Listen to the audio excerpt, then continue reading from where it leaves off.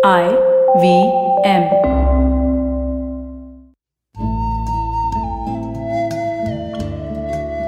IVM के Hindi travel podcast टेढ़े मेढ़े रास्तों पर आपका स्वागत है। टेढ़े मेढ़े रास्ते ही क्यों?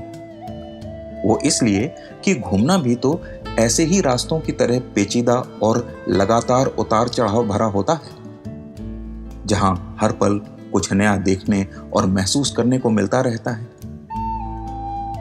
शर्त बस यही होती है कि आंख कान खुले रहने चाहिए। मैं हूं केशव चतुर्वेदी और मैं आपको ले चलूंगा इस जबरदस्त यात्रा पर और सुनाऊंगा ऐसी मजेदार कहानियां शहरों, किलों, महलों, सड़कों और सबसे अहम इंसानों की, जो पिछले 20 साल से ऐसे ही रास्तों पर भटकते हुए मैंने सिर्फ आपके लिए इकट्ठा की हैं।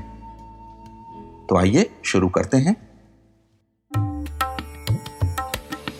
एक फोटोग्राफर के नाते अगर मुझसे कोई पूछता है कि सबसे फोटोजेनिक या फोटो खींचने लायक जगह कौन सी है, तो भारत जैसे विविधता वाले देश में भी मुझे जोधपुर की ही याद आती है।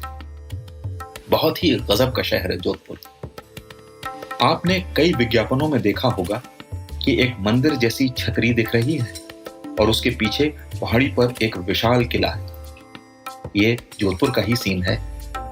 सामने वाली छतरी असल में जसवंत थड़ा है। ये छतरी 1899 में राजा सरदार सिंह ने अपने पिता जसवंत सिंह द्वितीय की याद में बनवाई थी और तब से राज परिवार के लोगों का अंतिम संस्कार यहीं होता है। पीछे जो किला दिखाई देता है वो मेहरानगढ़ का किला है। ऐसा लगता है मानो जैसे पहाड़ी से ही उगाया। जिन्होंने क्रिस्टोफर नोलान की फिल्म डार्क नाइट राइजिंग देखी है, उसमें भी इस किले को दिखाया गया है, पर बेहतर होगा कि जोधपुर जाकर ही उसे देखा जाए। मेरा मेहरानगढ़ से सबसे पहला सामना हुआ पिछली शताब्दी के आखिरी दशक में। हीरे के गहने बनाने वाली एक कंपनी ने ब्लैक एंड व्हाइट टीवी विज्ञापन बनवाया था। उसमें मेहरानगढ़ के छज्जों में से बीच बीच में हीरे चमकते दिखाई देते थे और एक लड़की के हंसने की आवाज आती थी। जितनी आकर्षक वो हंसी और हीरे की चमक थी, उतना ही रोमांचक वो किला भी था। मुझे पहली नजर में लगा हो न हो इसमें कोई ग्राफिक्स का कमाल किया गया है, लेकिन मेहरानगढ़ को देखते ही आपको एहसास हो जाता है किले को किसी ग्राफिक्स के सहारे की जरूरत नहीं है। वो अपने आप में इतना आकर्षक और रोमांचकारी है कि लोग खुद ही उसकी ओर खिंचे चले आते हैं। मेहरानगढ़ से जब आप नीचे जोधपुर का पुराना शहर देखते हैं तो आपको एक नायाब नजारा दिखाई देता है। पुराने शहर में कई घर ऐसे हैं जो नीले रंग के रंगे हुए। मन में सवाल उठता है, ऐसा क्यों? तो जवाब मिलता है, शहर के ब्राह्मण समाज ने अपनी अलग पहचान बनाने के लिए अपने घरों को नीले रंग में रंगना शुरू कर दिया और धीरे धीरे नीले रंग का घर ब्राह्मण परिवारों की पहचान बन गया। नेशनल जियोग्राफिक के मशहूर फोटोग्राफर स्टीव मैकरी ने जोधपुर के इन नीले घरों वाली गलियों की एक शानदार तस्वीर खींची है। इनमें एक गली में नीले रंग के घर से एक महिला लाल कपड़ों में बाहर निकलकर फल वाले से गाजर और संतरे खरीद रही। उस आदमी के अलावा फ्रेम में 3 और आदमी हैं जो लाल रंग के साफे बांधे हुए हैं। लाल और नीले रंग का ऐसा अद्भुत संगम देखकर लगता है शहर वाकई फोटोग्राफर्स का स्वर्ग है। इसी तरह शहर में 3 बावड़ियां हैं। इनमें तूर जी का झालरा सबसे सुंदर है। इसे राजा अभय सिंह की पत्नी ने बनवाया था। हमें तो लगता है ना कि राजपूताने की रानियां हमेशा पर्दे के पीछे रहती थीं और कोई काम नहीं करती थीं, पर ऐसा है नहीं। उनके पास अपनी जमीनें होती थीं और उससे उन्हें आमदनी होती थी और वो इसका इस्तेमाल तालाब, मंदिर, छतरी वगैरह बनवाने में करती थीं। सिर्फ रानियां ही ऐसा करती हों ये बात नहीं है। यहां तक कि धनी महिलाएं भी यही काम करती थीं।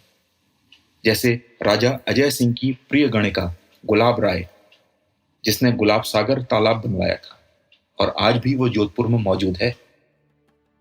लेकिन इतनी कहानियों के बीच जोधपुर की जिस कहानी ने मुझे सबसे ज्यादा रोमांचित किया वो थी उम्मेद भवन महल के निर्माण की कहानी। सन 1920 के दशक में जोधपुर राज्य में सूखा पड़ा और वो 3 साल तक चला। पूरे राज्य में हाहाकार मच गया और लोग राजा उम्मेद सिंह से मदद मांगने आए। एक कहानी के मुताबिक किसी ज्योतिषी ने राजा उम्मेद सिंह को बताया था कि उनके पिता राजा प्रताप सिंह के 50 साल के शासन के बाद जोधपुर पर बुरा समय आएगा और ये उनके लिए एक परीक्षा की घड़ी होगी जिसका उन्हें सामना करना होगा। राजा उम्मेद सिंह ने जनता की बात सुनी और तय किया कि वो एक महल बनवाएंगे जिसमें राज्य के हर परिवार का एक सदस्य काम करेगा और उसके एवज में उसे परिवार चलाने लायक भोजन दिया जाएगा। महल का निर्माण शुरू हुआ और अंग्रेज आर्किटेक्ट के बहुत कहने पर भी उसका निर्माण कार्य बहुत धीमी गति से चलाया जाता रहा। राजा उम्मेद सिंह की दिलचस्पी महल जल्दी बनने में नहीं थी, बल्कि सारी प्रजा को भूख से बचाने में थी। सूखा और राज्य में आर्थिक तंगी 13 साल तक चली और आखिरकार महल 1943 में बनकर तैयार हुआ। कहते हैं उसी साल वहां बारिश भी हुई और एक बार फिर पूरे राज्य की अर्थव्यवस्था धीरे धीरे पटरी पर आने लगी। तब से मारवाड़ के राठौर राजाओं को यहाँ की जनता बाप जी के नाम से बुलाती है। उम्मेद भवन महल में 347 कमरे, कई आहते, बाग और एक बैंक्वेट हॉल है जिसमें 300 लोग खाना खा सकते हैं। आज महल 3 हिस्सों में बटा हुआ है। एक हिस्से में राज परिवार रहता है, दूसरे में होटल है और तीसरे में म्यूजियम। राजा लोगों की ऐसे मदद करे ताकि उन्हें भी लगे वो भीख नहीं मांग रहे बल्कि मेहनत करके पेट पाल रहे हैं और इसके एवज में वे वास्तु का ऐसा नमूना तैयार करें जो अपने समय में दुनिया के सबसे बड़े शाही निवासों में से एक हो। ऐसी मिसाल दुनिया में बहुत कम मिलती है। तो आज टेढ़े मेढ़े रास्तों का सफर इसी मील के पत्थर पर खत्म होता है। अगली कड़ी में फिर किस्सों के किसी नए मोड़ पर मिलेंगे और वहां से फिर नए मील के पत्थर तक साथ चलेंगे।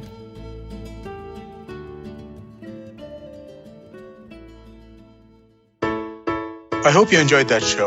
If you aren't following us on social media, please do. We're IVM Podcasts on Twitter, Facebook, and Instagram. I'd like to thank the sponsors on the network this week, Cred, thewholetruthfoods.com, and Ziet Tires. We really do appreciate the support. So the last year's been tough for all of us, and the second wave of COVID really hit us badly. To help those affected by the pandemic in India, the podcasting community has come together under the Pod for Change banner to raise funds through an exclusive NGO partner, Give India. Join IVM and Pod for Change as we look to make a positive impact in the life of those affected by COVID-19. You can go to tinyurl.com/podforchangeindia and remember, somebody could really use the help. And now back to the promo. On the Simplified podcast, the gang explains the oxygen crisis happening in the country and tells us the various measures being taken to tackle it. On States of Anarchy, Hamsani Hariharan talks about how the geopolitical relationships shaped COVID response and the world order.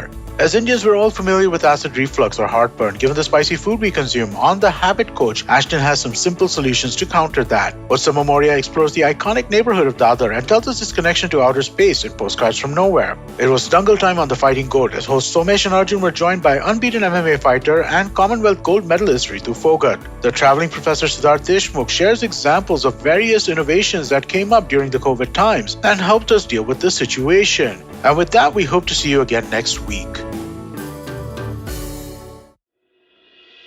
Namaskar, dear friends. My name is Ashish Vidyarthi. Life, as you know, is a journey. And you and I, travelers, how can we celebrate this travel? I have a podcast for you, Begin the Journey. I share stories and moments from my life. Do tune in every Monday and Thursday to listen to my podcast on the IVM Podcast website, app, or wherever you get your podcast from. Cheers. Do you know Tamil? Tamil புரியுமா? Do your children enjoy great stories that inculcate good values? Hi, I am Ravishankar Balachandran and I host the Storytime Tamil podcast. I am excited to share a short story with great moral values every day. Listen to Storytime Tamil on the IVM podcast app, YouTube, or wherever you get your podcast.